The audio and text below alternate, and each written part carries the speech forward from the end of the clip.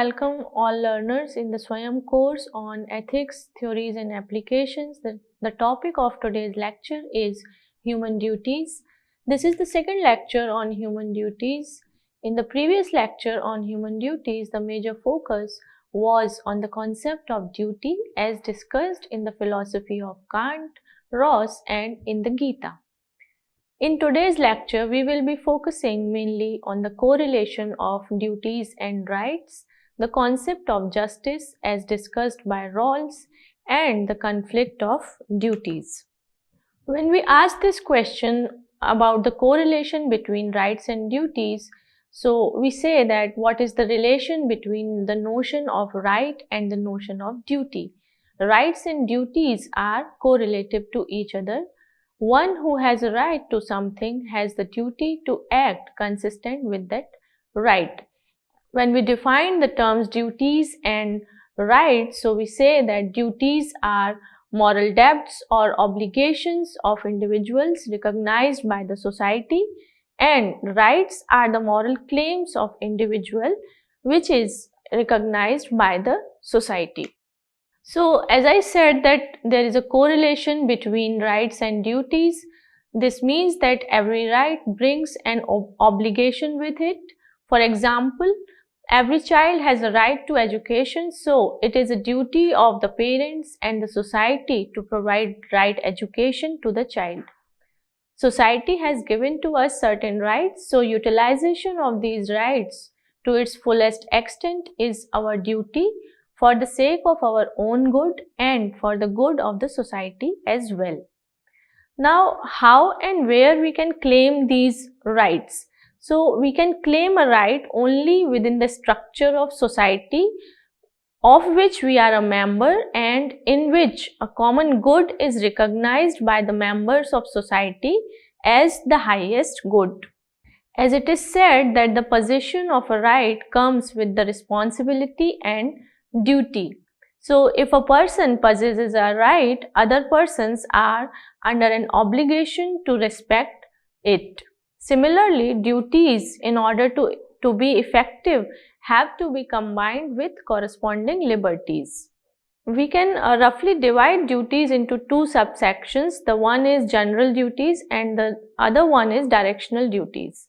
General duties do not have a determinate referent, that is, the person to whom the duty is owed, and also it does not have any determinate beneficiary, that is, the person who is subjected by the dutiful action.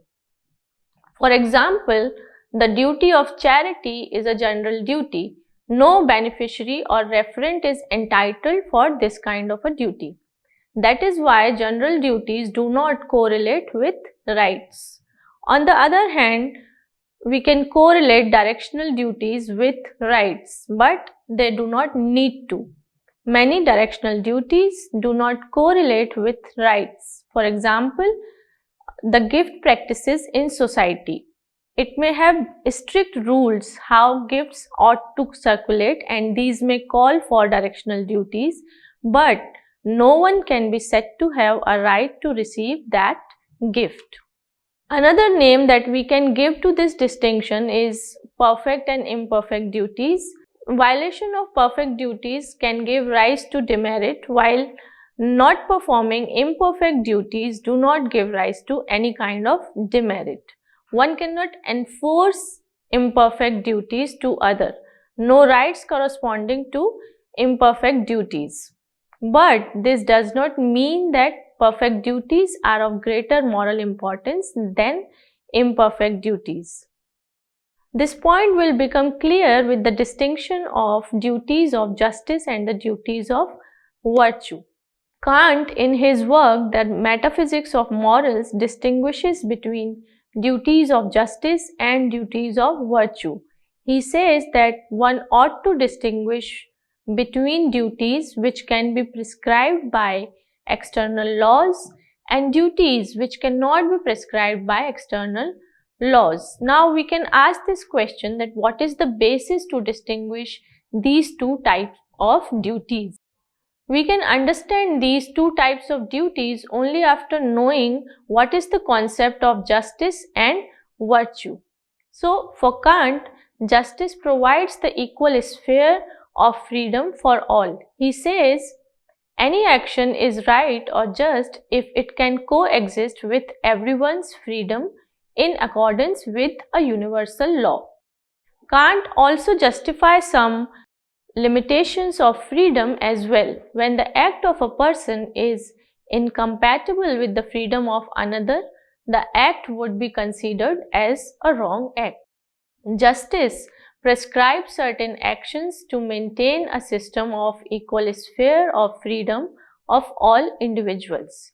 Virtue, by contrast, according to Kant, does not prescribe actions but rather ends, the adoption of which is presented as a duty. Kant explicitly excluded the adoption of ends from the sphere of justice. He presents it as the central element of virtue and not justice. It is said that virtue prescribes ends and not actions, and the adoption of virtue is a matter of inner world. So, any kind of enforcement is ruled out. Thus, it is by nature is free of any kind of external coercion. The question now arises is what is required for virtue? So, the thing which we required for virtue is that the subjective ends to act would be in line with the objective ends, and this is the reason we can say that duties of virtues are imperfect, since virtues focus on ends in order to promote the happiness of other people. So we can say that duties of justice are perfect duties, since in these duties it is clear who is doing what and for whom. And by means of external rules and laws, it is possible to claim in compliance with duties of justice, and it follows by their ability to claim that duties of justice may have corresponding rights. It means that the violation of duties of justice would be incompatible with freedom that is in line with the universal law. Such a violation would be a hindrance for justice, which is to ensure equal sphere of external freedom for all. So we can differ here between the duties of virtue and the duties of justice, and this is the reason we cannot say when one has fulfilled the duty of virtue, because these duties cannot be prescribed. One cannot prescribe who should do what, to what extent and to whom. It can be said as a result that duties of virtue are not claimable. This nature of unclaimability of these duties paved the way for the impossibility of any kind of enforcement through external coercion. As a consequence, duties of virtue have no corresponding rights to coerce. What they require is the free self-constraint and a virtuous disposition. For Kant, virtuous disposition is not a requirement in case of duties of justice. He thus restricts the range of duties of justice to the prescription of external actions only. Justice does not demand one person to respect the freedom of others from the motive of duty, as it is considered to be a matter of duty. Thus, goodness or good character is not a requirement of justice. What it requires is only outward compliance. But the relation between justice and virtue is such that we cannot separate these two in practice very neatly, as their conceptual distinction suggests. Justice is dependent on virtue because it depends on the agent who acts from the right disposition, and Kant very rightly points out that one cannot be obtained by force. Justice may not demand, but it requires good character and civic virtue, which emphasizes on the duties of virtue. In some situation, we may find flaws in the institutional setup of laws. Their performing the duties of justice may not suffice, and we would require other duties as well to fulfill that gap. These duties may come in different forms, but we can name these duties to help those in need and to insist on the reform of institutions which are responsible for that need. Kant's strict separation of justice and virtue may not seem adequate here because justice and virtue are independent realms in morality, and conceptual distinction does not mean that they are independent from each other. The presence of law-abiding institutions makes the performance of virtue more smooth, which in turn provides stability in the political community and function as a complement of justice. When we are speaking here about the duties of justice and duties of virtue, it is important to discuss one theory of justice given by the American philosopher John Rawls.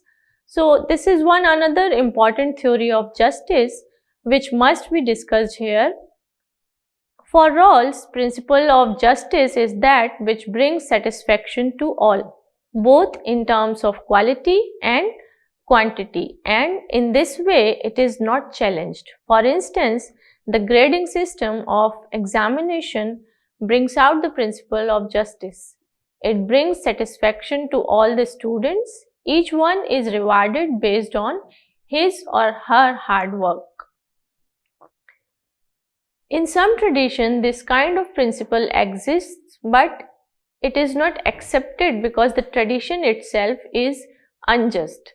An example for such an unjust society is the one where the principle of slavery is dominant. By principle, a slave should go back to his owner and serve him till the end of his life. In India, we have caste system where certain people are considered as low caste servants of the society and are obliged to perform all menial jobs. Rawls says that we have to possess a new method besides these two positions. He brings in a novel idea that is based on self-interest and rationality.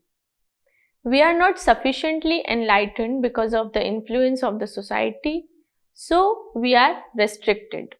All traditions are potentially unjust in some way or the other. He says that we live under the veil of ignorance. The more we are out of ignorance, the more the principle of selection will come closer to justice. Now, one can raise this question that how to be enlightened out of ignorance. The general facts of human nature, for example, nobody wants to be abused or insulted. It is a fair procedure, so the principle is fair. No person wants to be a part of a handicapped group because we want to be on the safer side. This principle suggests that every generation should have equal resources in order to bring justice to all. Rawls has given two general principles of justice. These are, the first one is the principle of equal liberty, that is, each person should have equal right to everything, where equality is practiced to its fullest extent. The second principle is the principle of difference. Here, the greatest benefit must be given to the least advantaged section. For example, reservation for the deprived sections of the society. Both of these principles seem to be contradicting each other, but they are related to each other. Though the first principle allows everyone to get involved in all fields, the second principle helps the less privileged to compete equally with the more privileged, because the former lack the resources to achieve what they want, while the latter have the means and resources in plenty. The second principle is also called positive discrimination, and this type of justice is called distributive justice, as different from the retributive justice. Rawls' theory of justice is based on the social contract theory. He established his theory as a reaction of utilitarian principle. His aim was to establish an unbiased version of social justice. Rawls argued that the desirable nature of the state should be based on the equal distribution of resources rather than following the utilitarian principles. Rawls believes that every individual must have an equal right to basic liberties. Individuals having similar abilities must have equal chances and equal rights to opportunities. The next section in this lecture is conflict of duties. So, as we all know that we have various kinds of duties. For example, duties related to our own self, duties related to other individuals and towards society, and ideal regarding duties. It is a very well-known fact to all of us that one duty seems to conflict with another when there arises the perplexity of conscience. Duties regarding ourselves comes in conflict with the duties to others. The situation where one can perform the duty to other beings at the cost of the duty of the self.